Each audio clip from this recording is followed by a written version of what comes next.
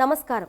ఆధ్యాత్మిక వార్తావాహిని భక్తి విశేషాలకు స్వాగతం. శ్రీ వెంకటేశ్వర స్వామి పవిత్రతను పెంపొందించేలా తిరుమలలోని వివిధ ప్రదేశాలకు పేర్లు నిర్ణయించాలని భావిస్తోంది టీటీడీ. ఇప్పటిదాకా వాడుకలో ఉన్న స్థలం పేర్లు కాకుండా తిరుమల చరిత్రను, విశిష్టతను చాటి చెప్పేలా పేర్లు నిర్ణయించే దిశగా ప్రణాళికలను సిద్ధం చేస్తోంది. ఇందులో భాగంగా ఇంజనీరింగ్ అధికారులు వీధులు, సెంటర్లను గుర్తించే పనిలో నిమగ్నమయ్యారు. శ్రీవారి దర్శనం కోసం నిత్యం వేలాదిగా భక్తులు తరలి వస్తూ ఉంటారు. ముందుగా వసతి గదులు పొందడం, తలనీలాలు సమర్పించడం, తరువాత శ్రీవారిని దర్శించుకోవడం, లడ్డు ప్రసాదం తీసుకోవడం, అన్నప్రసాదం స్వీకరించడం వంటివి చేస్తారు. ఇందుకోసం వారు అనేక ప్రాంతాలకు వెళ్లాల్సి ఉంటుంది. అయితే ఆయా ప్రాంతాలను సులభంగా గుర్తించాలంటే పేర్లు ఉండడం అనివార్యం. తిరుమలలో కొన్ని చోట్ల అటువంటి పేర్లేమీ లేవు. ఆయా ప్రాంతాలలో ఉన్న ముఖ్యమైన భవనాలే వాడుకలోకి వచ్చేశాయి. జీఎన్సీ టోల్గేట్ మొదలుకొని సిఆర్ఓ కార్యాలయం, గోకులం అతిథి గృహం, Krishnatej circle, Modaramitta, Nandakam circle, filter house circle, Mullagunta వంటి వాటిని ఇందుకు ఉదాహరణగా చెప్పవచ్చు. ఇటువంటి పేర్లు వాడుకలో ఉండడం వల్ల తిరుమలలో ఉన్నామనే భావన అంతగా ఉండడం లేదు. ఈ నేపథ్యంలో తిరుమల చరిత్రను చాటేలా, భక్తులకు పవిత్ర భావన కలిగించేలా స్థలాలు, వీధుల పేర్లను మార్చాలని కోరుతూ అదనపు కార్యనిర్వహణ అధికారి వెంకయ్య చౌదరి ఓ ప్రతిపాదన సిద్ధం చేశారు. అందులో భాగంగా తిరుమల చరిత్రతో సంబంధం ఉన్న ఆళ్వార్లు, రాజులు, శ్రీవారి భక్తులు తదితర పేర్లను పెట్టాలని ప్రతిపాదించారు. ఇందువల్ల భక్తులు వాటిని సులభతరంగా గుర్తు చేసుకోవడంతో పాటు తెలుసుకునే ప్రయత్నం చేస్తారనేది అదనపు ఈవో ఆలోచన. ఇందువల్ల తిరుమలకు విచ్చేసిన భక్తులకు తిరుమల చరిత్రపై అవగాహన కలగడమే కాకుండా ఓ మంచి వాతావరణాన్ని భక్తులకు అందించే అవకాశం ఏర్పడుతుందని భావిస్తున్నారు. దిత్వా తుఫాను ప్రభావంతో ఆంధ్రప్రదేశ్లోని కొన్ని జిల్లాల్లో విస్తారంగా వర్షాలు కురుస్తున్నాయి. తిరుమల కొండపై కూడా 2 రోజులుగా తరచూ వర్షాలు పడుతూ ఉన్నాయి. మాడవీధుల్లో కూడా నిలిచే పరిస్థితి లేకపోవడంతో భక్తులు స్వామిని దర్శించుకున్న తర్వాత వసతి గృహాలకు వెళ్లిపోతున్నారు. శ్రీకాళహస్తిలోని ముక్కంటి క్షేత్రంలో శ్రీ మేధా దక్షిణామూర్తికి విశేష అభిషేకం జరిగింది. గురు సంక్రమం సందర్భంగా స్వామివారికి అర్చకులు విశేష పూజలు చేశారు. అనంతరం సుగంధ ద్రవ్యాలు, పంచామృతాలతో అభిషేకించారు. భారీగా తరలివచ్చిన భక్తులు స్వామివారిని దర్శించుకున్నారు.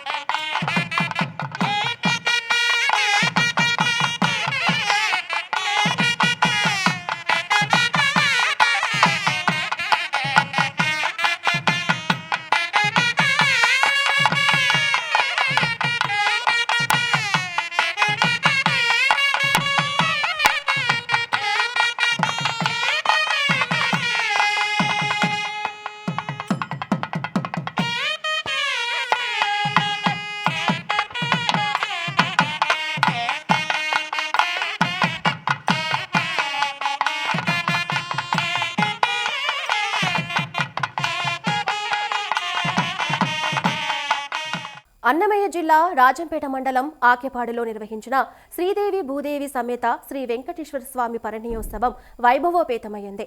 తొలుత స్వామి అమ్మవార్లకు విశేష పూజలు చేశారు. అనంతరం సుందరంగా అలంకరించిన ప్రత్యేక వేదికపై కొలువు తీర్చారు. వేద పండితులు ఉత్సవ మూర్తులకు స్వర్ణాభరణాలు, నూతన పట్టు వస్త్రాలను ధరింపచేసి వివిధ పుష్ప మాలలతో ప్రత్యేకంగా అలంకరించారు. అనంతరం వేదఘోష నడుమ మాంగళ్యధారణ ఘట్టం కొనసాగింది. ఈ సందర్భంగా బాల బాలికలు ప్రదర్శించిన కోలాటం ఆకట్టుకుంది.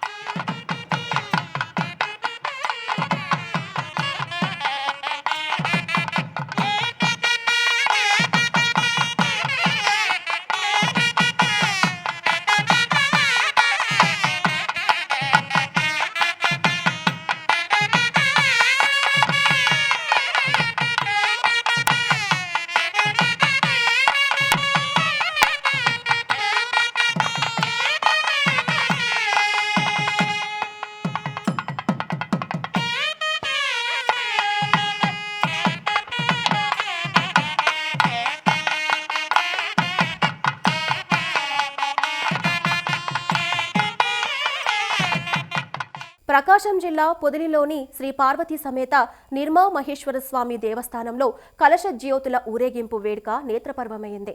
శివాలయం వద్ద ప్రారంభమైన ఈ ఊరేగింపు చిన్న బస్టాండ్, పెద్ద బస్టాండ్, దర్శి రోడ్డు మీదుగా మళ్లీ తిరిగి ఆలయానికి చేరుకుంది. ఊరేగింపులో పాల్గొన్న భక్తులు శివనామాన్ని స్మరిస్తూ పరవశులయ్యారు.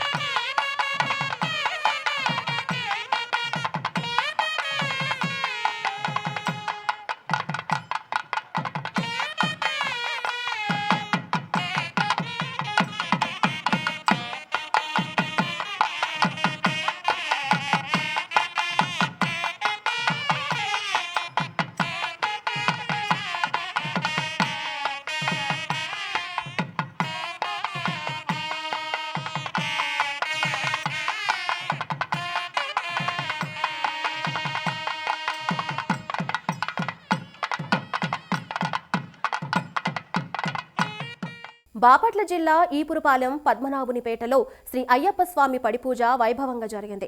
నిర్వాహకులు భారీగా అయ్యప్ప స్వామి పీఠాలను ఏర్పాటు చేశారు. భారీగా తరలివచ్చిన మాలధారులు స్వామివారిని కీర్తిస్తూ భజన గీతాలను ఆలపించారు. స్వామివారికి పూజాధికాలు నిర్వహించారు. ఎస్ఐ చంద్రశేఖర్ ఆధ్వర్యంలో జరిగిన ఈ కార్యక్రమంలో శివస్వాములు, గోవిందస్వాములు కూడా పాల్గొన్నారు.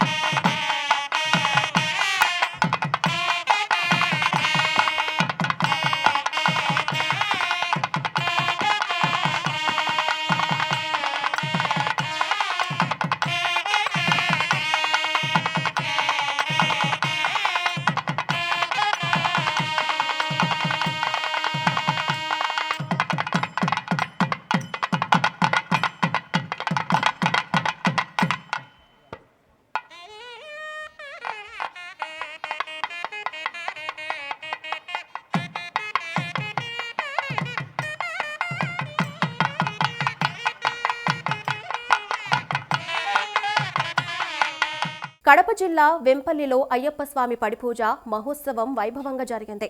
ఈ సందర్భంగా స్వామివారికి మేళ తాళాలు, మంగళ వాయిద్యాల నడుమ నిర్వహించిన గ్రామోత్సవం నేత్రపర్వమైంది.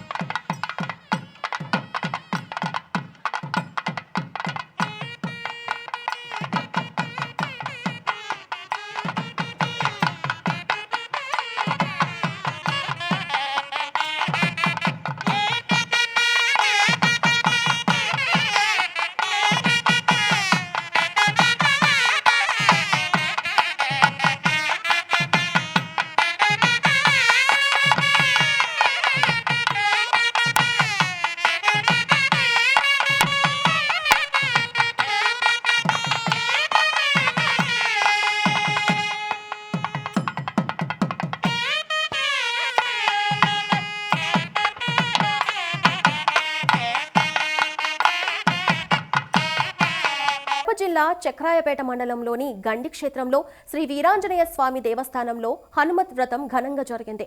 ఉదయం స్వామివారికి పంచామృతాభిషేకం, ఆకుపూజ, కుంకుమార్చన నిర్వహించి మహామంగళ హారతులు సమర్పించారు.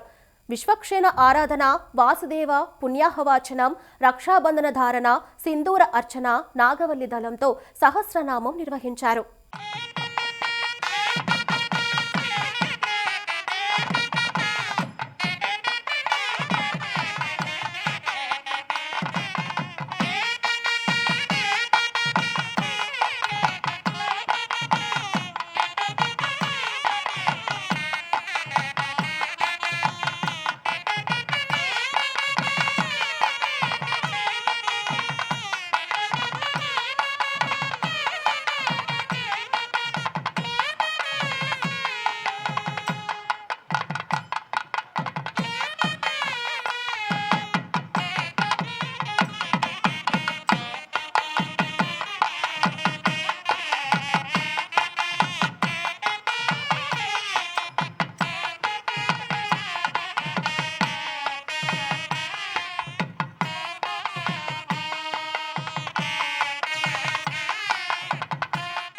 వికారాబాద్ జిల్లా పరిగిలోని లొంక ఆంజనేయ స్వామి క్షేత్రంలో స్వామివారి బ్రహ్మోత్సవాలు ఘనంగా జరుగుతున్నాయి.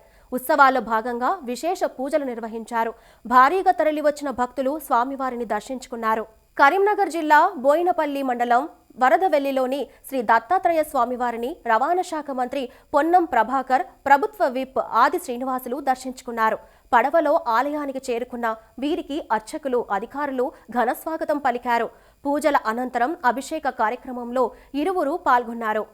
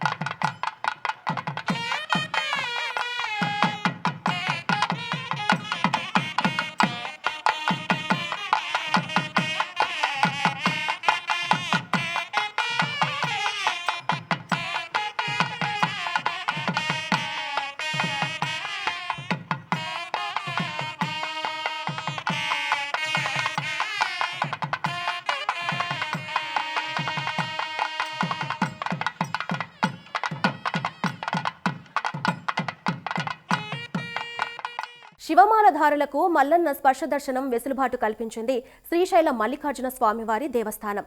కార్తీక మాసంలో శివమాలను ధరించిన దీక్షాపరులు ఇరుముడి సమర్పణ కోసం ఈ క్షేత్రానికి భారీగా తరలివస్తూ ఉంటారు. ఈ నేపథ్యంలో శివమాలధారుల సౌకర్యార్థం దేవస్థానం కార్యనిర్వహణ అధికారి Srinivasarao, trust board chairman Ramesh Naidu ఈ నిర్ణయం తీసుకున్నారు. ఈ మేరకు అవసరమైన ఏర్పాట్లు చేశారు. ఇరుముడి సమర్పించే వారి సౌకర్యార్థం సాధారణ భక్తులను స్వామివారి అలంకార దర్శనానికి అనుమతిస్తున్నారు. భద్రాచలం శ్రీ సీతారామచంద్ర స్వామివారి దేవస్థానంలో ఈ నెల 20వ తేదీ నుంచి ముక్కోటి ఏకాదశి మహోత్సవాలు ప్రారంభం కానున్నాయి. 29న స్వామివారికి తెప్పోత్సవం, 30న వైకుంఠ ఏకాదశి సందర్భంగా ఉత్తర ద్వార దర్శన పూజలు జరుగుతాయి. ఉత్తర ద్వార దర్శన పూజల్లో ప్రత్యక్షంగా పాల్గొనదలిచిన భక్తులు ఆయా టికెట్లను కొనుగోలు చేయాల్సి ఉంటుంది. ఇందుకు సంబంధించిన వివరాలను bhadratritemple.telangana.gov.in వెబ్సైట్ నుంచి పొందవచ్చని ఆలయ కార్యనిర్వహణ అధికారి దామోదరరావు తెలియజేశారు. ఆన్లైన్లో టికెట్లను బుక్ చేసుకున్న వారు ఈ నెల 18 నుంచి 30వ తేదీ ఉదయం 5 గంటల వరకు తమ కార్యాలయాన్ని సంప్రదించాలని తెలిపారు. నెల్లూరు జిల్లా బుచ్చిరెడ్డిపాలెం మండలం జొన్నవాడలోని శ్రీ మల్లికార్జున స్వామి సమేత కామాక్షి దేవస్థానంలో హుండీలను లెక్కించారు. 95 రోజులుగాను 52 లక్షలకు పైగా నగదు కానుకలను భక్తులు సమర్పించారు.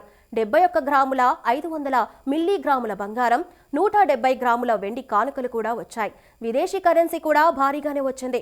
లెక్కింపు ప్రక్రియలో దేవాదాయ ధర్మాదాయ శాఖ అధికారులు, చైర్మన్, పాలక మండలి సభ్యులు, కార్యనిర్వహణ అధికారి, బ్యాంక్ సిబ్బంది పాల్గొన్నారు.